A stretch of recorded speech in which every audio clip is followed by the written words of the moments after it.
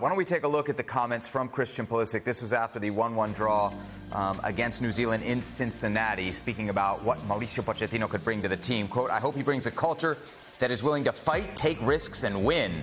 There are a lot of things that need to change just in the mentality and the culture of the group. I think we have the quality. Hopefully that's the first thing he's going to want to change." Casey, I'll start with you here. What do you make of the comments here from the captain? Well, what have we been talking about for a long time is how many fans have been frustrated that the U.S. lost the chip on their shoulder. The thing that always allowed the men's U.S. national team to punch above their weight was just saying, you know what, maybe you're not taking us for what we think we're good enough. We're still being, oh, you're an American, you don't know how to play this sport. And so I think we all took that personally and fought for everything. Now, as supposedly this talent pool is more talented, you still have to have the fight. And the fight's been lacking. And that's obviously what Christian is saying. Now, what I hope that he wasn't saying is to continue take this undue risk out of the back, because every time they try to pass the ball to the back, I fear they're going to concede a goal. But maybe risk in the attacking half of the field. Can a manager provide fight? That's what we're talking about. A willing to fight, take risks, and win. Does that come from the team, or does that come from the manager? I believe it comes from every individual player. If you don't have that self-respect, so then Pochettino's not going to solve the problem. In theory, no, but maybe you can crack the whip and get them in line, which is what these players are asking for, and it amazes me. And listen, we hear so many times, and we've heard so many times, these players defend Greg Berhalter. We want Greg Berhalter back. He's our buddy, da-da-da. Well, specifically what they defended was the culture. And the culture, and now they're saying the opposite, the same players. And it may sound hypocritical, and I'll go back. No player is ever going to shoot himself in the foot and speak ill of their manager. It's just not reasonable. But when the players are asking for this change, and there's certain ways of leading, and Christian Pulisic is the team captain by the armband, but he's not really the leader of this team. He leads by example, but that's not the same way as a Tyler Adams being in the locker room and holding people accountable. Now, in this camp, and I told you what I thought about this camp or this window, you didn't have Tyler Adams, you didn't have Weston McKennie, you didn't have Timothy Weah, you didn't have Anthony Robinson, you didn't have Gio Reyna, Matt Turner didn't start the first game. There are situations here where there are important players who could be on that field who can lead in many different ways, but certainly, and I know it's not just one person's responsibility. If there's a Tyler Adams in that locker room, damn well sure that at the halftime of the Canada game, there's being something thrown, there's being something said, there's a finger being pointed. After the New Zealand game, he's irate because he has that pride in his game, the pride in himself, the love for the jersey. And Casey's right, the U.S. men's national teams of the past never had people question him that way. They can question him tactically, technically. They can question, if they were good enough. But you never once questioned if they had the spirit, the fight, the pride. They always had a chip on their shoulder. The biggest player they had, Clint Dempsey, had the biggest chip on his shoulder. So it's a trickle-down effect. This generation has had every resource given to them, every opportunity at their disposal. And yet here we are talking about an attitude, talking about mentality, talking about culture.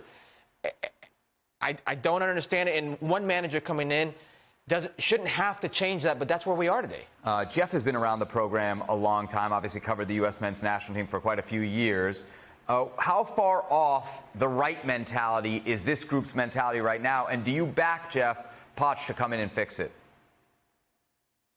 Well, I think one thing that Pochettino can do is set standards. If the standards are slipping, of course, some of that's on the players, but, Pochettino has the ultimate, weapon. He's the one who's dealing out playing time. He can bench guys, if they're not performing up to the standard, if they don't have the right attitude, it's hey, let's try somebody else. So, I think that's one thing that he's going to start doing right away is setting those standards, setting expectations, and hopefully the rest of the team, the rest of the player pool falls in line. It's kind of a mixed bag in terms of how far off they are, because you saw how they played at the World Cup.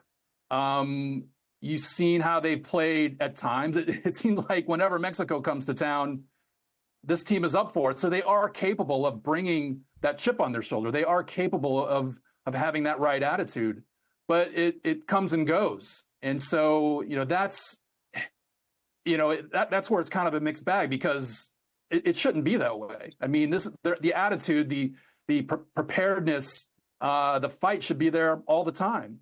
And the players have admitted it themselves. They admitted it at Copa America, and they alluded to it in these last two friendlies. So I guess I would say they're not far off because they're capable of it, but why is it not there consistently? I think that really is the ultimate challenge that Pochettino is going to face. Jeff speaks about that standard. I'll tell you why they play against Mexico that way, because that's a standard that they've been told since they were 15 years old. Youth national teams, this is our rival. This is the biggest game we have. You see that green jersey, you have to win. You have to fight. And that's why they're held to that standard. It amazes me that they don't realize that same standard should be held every single time you put that jersey on. All right, so there it is. Mauricio Pochettino now officially charged of the U.S. men's national team. I do have one more question for you, Jeff. I saw something in an article, I believe it was reported by The Athletic, I want to give them credit, about a potential buyout clause in this contract, which might make some U.S. fans nervous. But I didn't see any details on it. Do you know anything about that buyout clause, whether it exists and what's in it? Yeah, I was able to confirm that it does exist. A Federation source told me that it's in the, quote, tens of millions, unquote. So I interpret that to mean that it's, 20 million at least. Now, I can think of some entities out there in the soccer world for whom 20 million would not be an impediment at all to trying to wrest away Mauricio Pochettino. But, it could be more than that. So, there is a little bit of a gray area, but that is a considerable amount of money. And I think that would scare away the majority of national teams out there. But, I can think of a few that it wouldn't. So, but I think both sides, and I say both, I'm talking about Pochettino and the USSF, they want to make this work. I mean, obviously Pochettino is taking a big leap into the international game with not one of the traditional powers. So, he's going to be very motivated to make this work. And the Federation has taken the big swing that everybody wanted them to. So, they're going to do everything in their power to make sure that Pochettino's a success. So, obviously the hope is that this clause never has to be invoked or is never tested, and that this is a marriage that ends up working out very well for everyone involved. All right, great stuff. As always, you can read more from Jeff Carlisle over on the website, ESPN.com. You can do the same for Julian Laurent. Jules, thanks for staying up late with us. Same for you as well, Jeff. Great to have you with us on Fútbol Américas.